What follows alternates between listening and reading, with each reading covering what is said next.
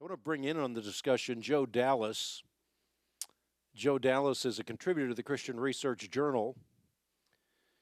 And Joe knows this subject as intimately and personally as anyone that I've ever interviewed. And I want to get your perspective, Joe, on this article and what's going on in a culture in which it seems that we as Christians are being banned or silenced for making any comments on homosexuality, because if we do, we are labeled as hypocrites, we are demonized as anti-gay bigots, and we're virtually being silenced by these kinds of monikers. Well, I would agree, Hank, and I think this is part of a trend we've seen developing for years now. There are two words or two concepts that are being redefined as we speak. The concept of normal and the concept of hatred.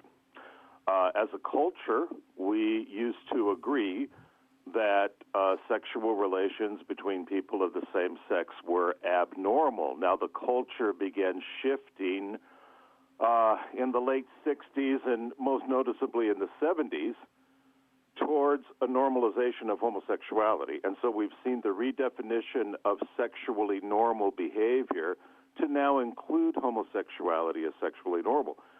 Simultaneously, and to me even more disturbing, we have seen a redefinition of the term hatred. Reasonable people will agree that you can disagree without hating.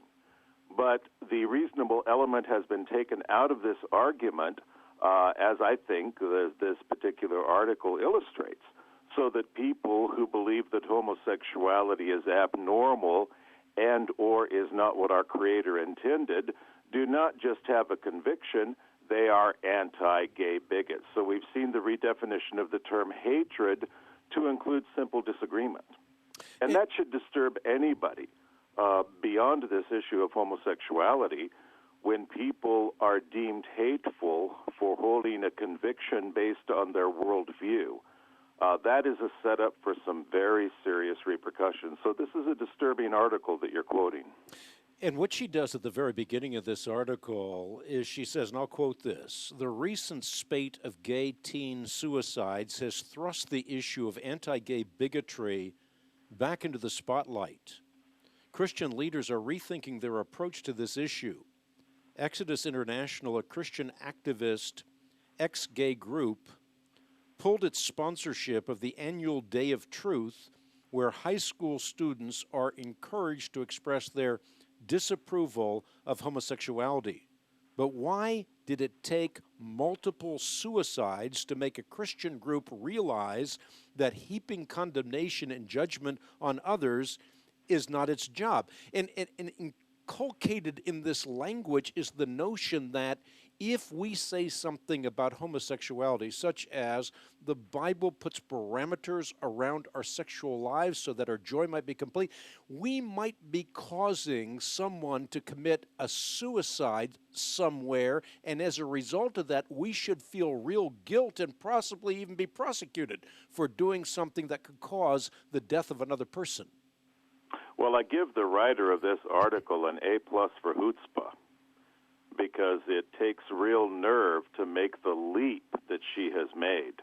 I know the leaders of Exodus International personally, and I've worked alongside them for years, and I know very well that they did not withdraw their support for that particular program, the Day of Truth, out of pressure or out of the belief that teaching the biblical truth on sexuality causes teens to commit suicide. My understanding from those involved is that they withdrew simply because that was not a priority part of their ministry. But they certainly have not changed their position, and they would never capitulate to a statement like that. But again, I think this is the rewriting of terminology to say that basically if you hold a belief system about human sexuality that is traditional, you are thereby guilty of causing homosexual teenagers to take their own lives.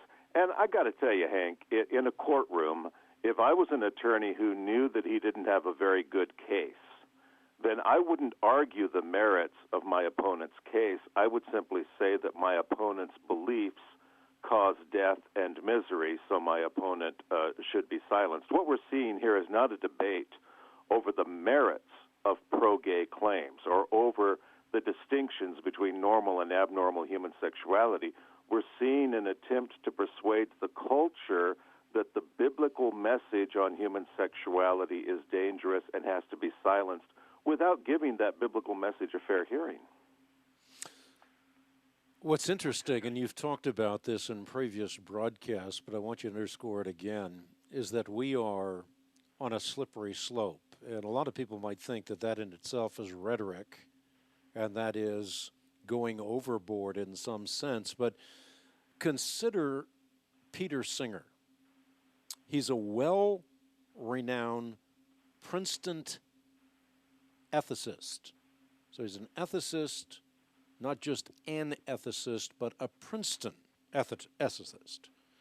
And he now makes clear that sex across the species barrier should not be viewed as an offense to our dignity as human beings, and points out that you can have mutually satisfying sexual activities, and the example he gives is sexual activities with dogs. Now, if we have an ethicist who is saying that the barrier should not be as narrow as man with woman or woman with man, should not be as narrow as man with man or woman with woman, but perhaps we should consider that it is not an indignity to human nature to cross the species barrier. If he's saying that, then how can Kirsten Powers say that it is absolutely silly and arbitrary, disconnected from the real world, to make a statement about homosexuality?